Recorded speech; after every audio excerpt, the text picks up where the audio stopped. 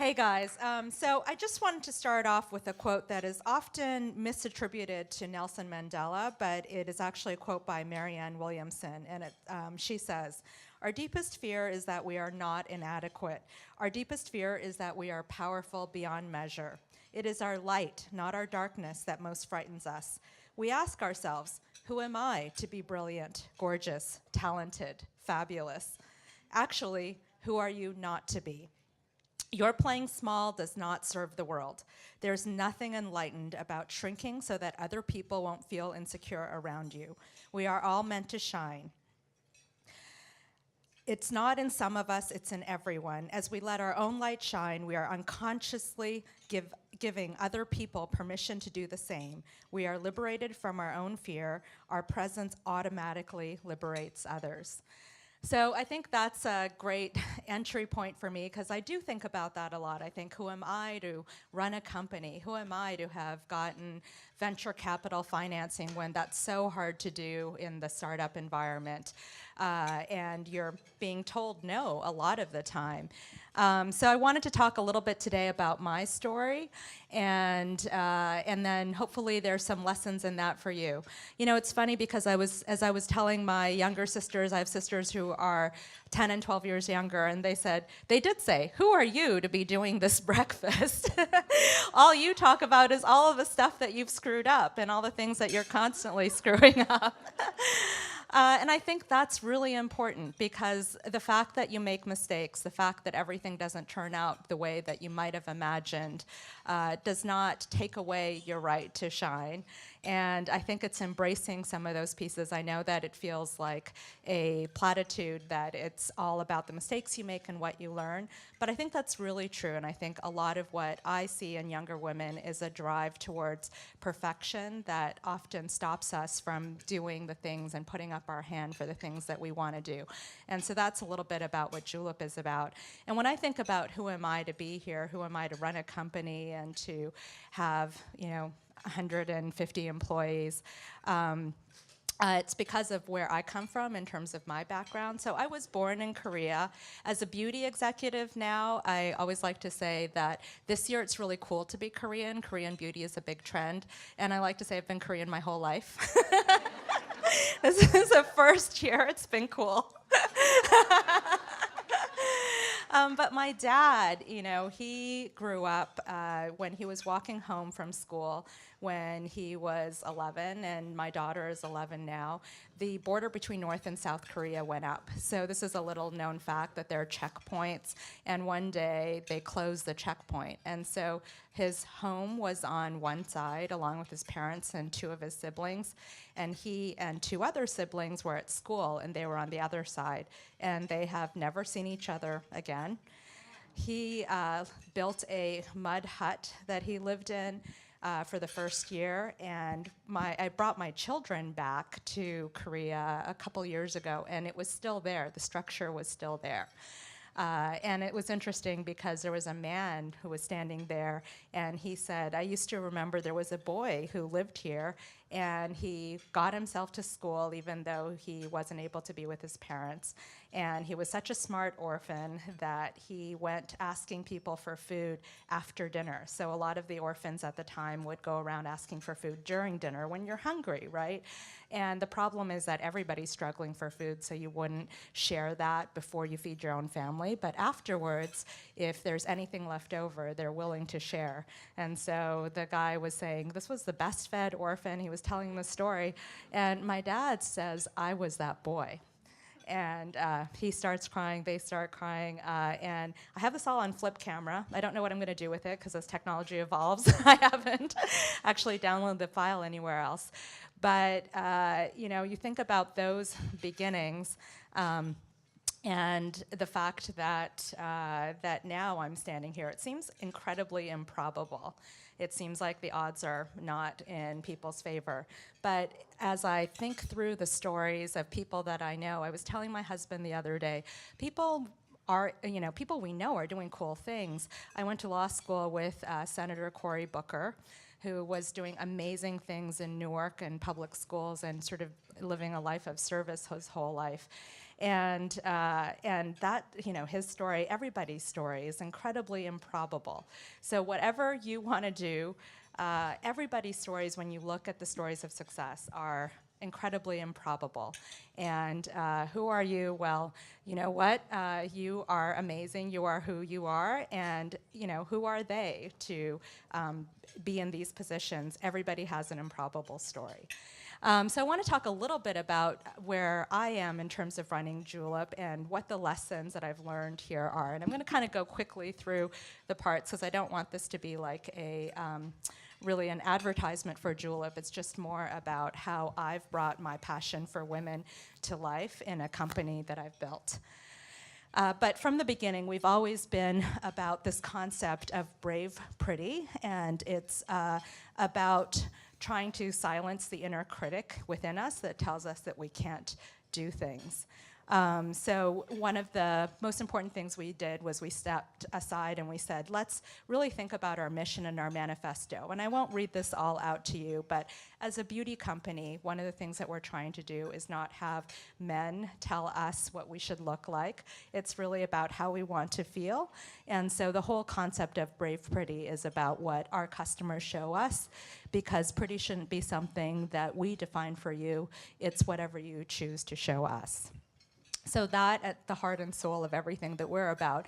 As I was taking women's studies classes in college and working for the Children's Defense Fund when I was a lawyer, it never would have occurred to me that I would be the one running a beauty company. I did put on makeup this morning because I was coming here, but I don't all the time. It's not something that I feel like we have to do. It's more that I feel like it's a thing that could be about connection and fun instead of being about conforming and trying to feel bad about yourself, or things that make you feel bad about yourself.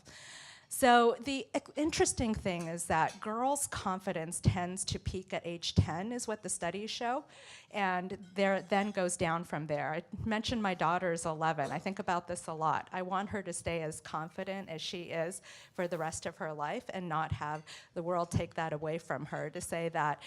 And the thing is that it's really the inner critic. And I don't know where this comes from. I'm not a sociologist, or there's a lot of influences that tell us that we can't, that I can't pull off red lips. And this is all in the makeup sphere. But even in jobs, right?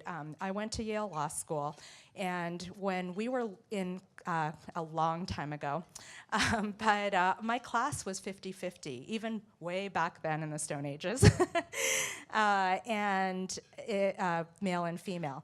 When we looked at who was applying to the Supreme Court clerkship, which is one of the most important jobs that you can get outside of law school, what happened was that it dropped to 10% women, 90% men. So we were like, why? This is not women dropping out of the workforce to have babies or deciding that they don't, wanted to pursue other opportunities. This is 1 year where the drop is 50-50 down to 1 to 9. And so we formed a Status of Women committee to look at what was happening here. And the interesting thing was that from the Supreme Court's perspective, they were taking applicants from men and women at the same rates that they were applying. So whatever percentage it was that they were accepting the same numbers. Then we went to the applicant pool, and it turned out that 10 times more men were applying. So we went and we talked to the men and women, and we said to the women who had straight A's, why aren't you applying? And they would say, who am I to apply? I didn't write an original article. I was not on the law review. And then we went to talk to the men who had straight B's, and they were like, I'm God's gift to law, I'm gonna apply. Right? And I have a son and a daughter, and you know what? I don't begrudge the boys who say, I'm gonna go for it, because despite what these other indications show, I want to do this, and I think I have something to offer. I want everybody to feel that way, and it is that inner critic that stops a lot of women from putting up their hand. For sure, nothing is going to happen if you don't put up your hand. If you do put up your hand the way I have in terms of applying to venture capital firms, you will get 90 no's for every one that you get a yes for, right? I only need one yes. You only need one yes as a job. You can't do 2 jobs or 5 jobs. You don't need 5 yeses. You only need one. And so if you get 5 no's, 500 no's, it doesn't matter, because as long as you get to the one yes you need for you and who you are, that's the really important part. So this is not to put it all on us, but there's so much that we can do within ourselves to put up your hand, and that's where everything starts, and to just sort of take the can't away, and whenever you feel that way, to say that you can. All right, this is just, it's really fun for me to go and meet women, which is why I'm here. We're a for real company. We have a lot of really great products that we develop collaboratively with women. Again, even in our business model, I try to think about how do I give women a voice. The most important thing that we say we want to do as a beauty company is to say, we see you. You're not invisible. Your opinions matter. Your voices matter.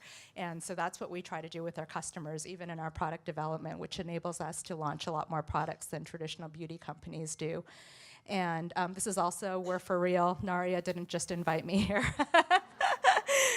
We've won some great awards, which is really exciting. It is great to get the external validation, right? And it's not like I wear this every day. Yesterday, when I'm at work, I'm struggling with this issue or that issue.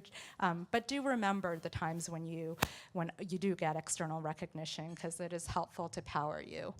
Okay, so I just want to talk about what the main lessons I learned throughout my career have been, because I'm hopeful that they will be helpful to you. And one of the most important ones is to say goodbye to the idea of perfect. So many times, and I'm starting to see this in my daughter as well, there are girls that really, really care about being perfect and having that high standard. And often perfect is the enemy of growth.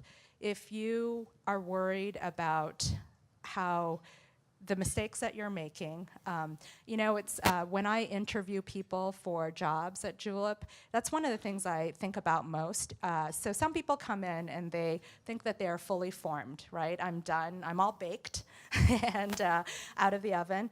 And so anything that you suggest, like how about this way or how about this other idea, they take as a personal affront to who they are, because it feels like, oh, wow, that now you're attacking me because I'm done, I'm baked. And if you have another suggestion, then what you're saying is I'm not baked, and then my whole world falls apart. So that's one kind of person. The other kind of person has a growth mindset. It's not about measuring perfection. It's about, oh, what can I learn? You have a suggestion? Great, I want to do better. So better, I think, is the right goal. Perfect is the wrong goal. I hit the wrong thing, despite the fact that I was told not to. Okay. All right, it turns out that nobody really has a secret map, right? This is something that I didn't realize for a long time in my life. My parents, when they immigrated to Canada, had a 7-Eleven store. I didn't realize until much later in life that that actually stands for 7 days a week, 11 hours a day. So I think a lot of times as a working mom, I feel liberated because I know that I was loved and I feel like I had a great childhood and a great life. And so as a mom, I'm not thinking about these ideas of perfection that, hey, I make choices like to be here, which I think is really important, or that I travel to the East Coast. I'm not there for my kids every day. In fact, I have left my kids at school and forgotten to pick them up on early closure days sometimes, right? And it's funny, it's super helpful to have a supportive spouse because I think I came home and said, I'm the world's worst mom, I suck, can't believe I did this, I'm never gonna do it again. And my husband said, you're not the world's worst mom, they were fine, and by the way, you will do it again. And I think my kids turned out great. The funny addendum to that is I was telling this story to them recently, and they said, you left us at school? And I was like, no, I was totally making that up. You don't remember it, it didn't happen. But the thing is that I used to think that people knew what to do, that you show up for a job and they knew what to do. Everybody knew what to do except me. It turns out that every job is different. Even when I'm looking at sort of structuring, recently we were thinking about hiring a CFO and thinking about that job. And the thing is that even in finance, different people will bring different skills to the job. So there's no one way to do that job well. And so as you start jobs and start your careers, there's no one right path. There's what you bring, which is half the equation, and what the company or organization needs of you, which is the other half of the equation, and you will create the right environment together. When I talk to CEOs of much bigger companies and look at what they're struggling with, they don't have a map either. Nobody has a binder that says, here's what you do and here's what the right things are. We're all just figuring it out. The economy is changing. The way that e-commerce works is changing. Every day something is different. And so nobody has a manual, which is great because you don't have a manual, but neither does anybody else. Okay. So the other thing that's really important is to just expect failure. I think this was a fundamentally different mind shift for me, that I thought that people succeeded in high school and succeeded in college and succeeded in their first jobs, and then you get promoted and you succeed some more. And in fact, you can write the story that way. Sometimes in the press, when people write stories about Julep and about me, it reads that way. It's like there's a way to tell my story where I am, like, I've had the easiest, luckiest life ever. I went to great schools. I had great jobs. I had great mentors, had amazing people who believe in us. One fun thing to throw in there is that some of our investors are Rock Nation, which is Jay-Z and Beyonce. So, wow, like, look at this great storied life that I've led. The other way to look at it is look at all of these different things that, you know, were screwed up or did wrong, or I didn't know that you had to present like this, or that I went into many, many meetings for financing not knowing what the companies were looking for, not realizing they would never invest in an e-commerce company that had beauty products, that was sort of a waste of time. So the fundamental mind shift is if you expect failure, then when it shows up, you can say, check, that's done, right? And you can move on. And it's a different way of thinking about the world, that there will be lots and lots of no's, especially if you're trying something different. And whether you're starting a company or you're just, you know, you are the CEOs of your lives, right? When I started Julep and I was writing my business plan in my basement and I made business cards and it said CEO Jane Park, and my husband was like, who are you the CEO of? And I was like, I'm the CEO of me. You guys are all the CEOs of you. And so you will try lots of things in your lives that won't work out. If you expect that to be normal and natural and okay, then I think that that is the better way to think about progress than expecting that everything works out and everything you apply for is something that is automatic. So I love this writer named Brené Brown. If you guys haven't read her or seen her TED Talk on vulnerability and shame, you should all watch it. But I think there is a mindset that you can have that is around being curious about the world and thinking, what do I want to learn? What's the next thing that I can figure out? And the opposite of that is shame. When you feel like, I am ashamed that I didn't get this, I didn't achieve this result, or I didn't get this when she did or he did at the same amount of, in the same amount of time. And that comes from a goal of perfection. Again, if you're thinking about growth, it's uncomfortable. That's the other thing. I didn't realize life is so uncomfortable. I was waiting for things to get easier, for at this stage, I'll have figured everything out and I'll know what to do. It's super uncomfortable. That the goal of having comfort, I think, is also something that can hold people back. If you are growing, it's hard.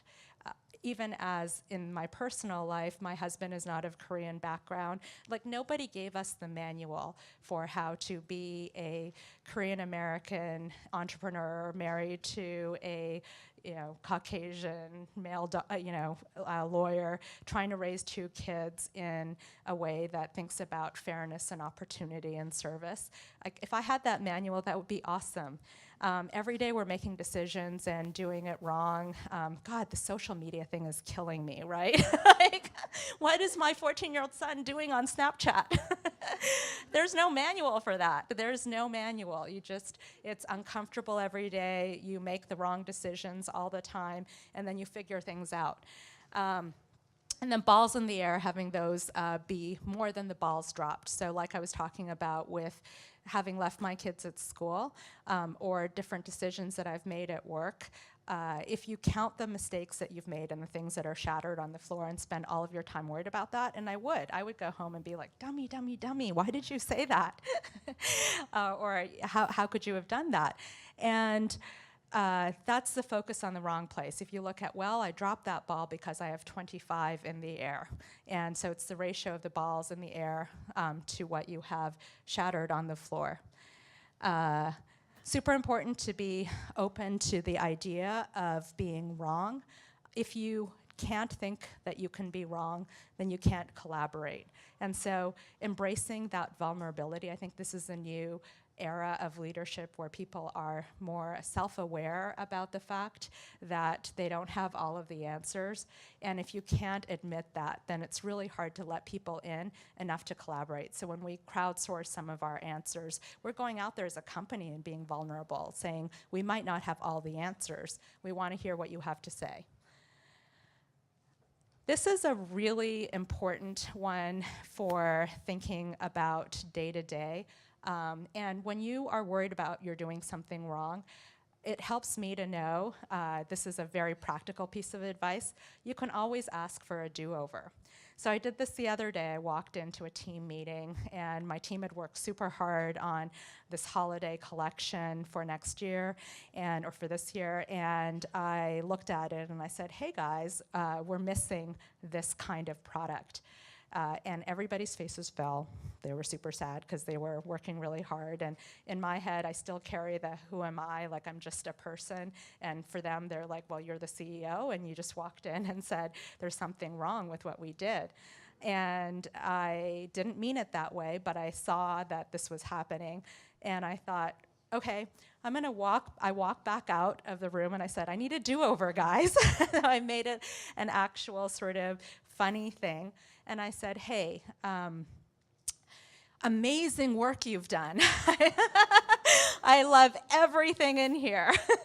It's beautiful. It's on, we're doing it so far in advance. I'm so grateful for all of your passion and hard work.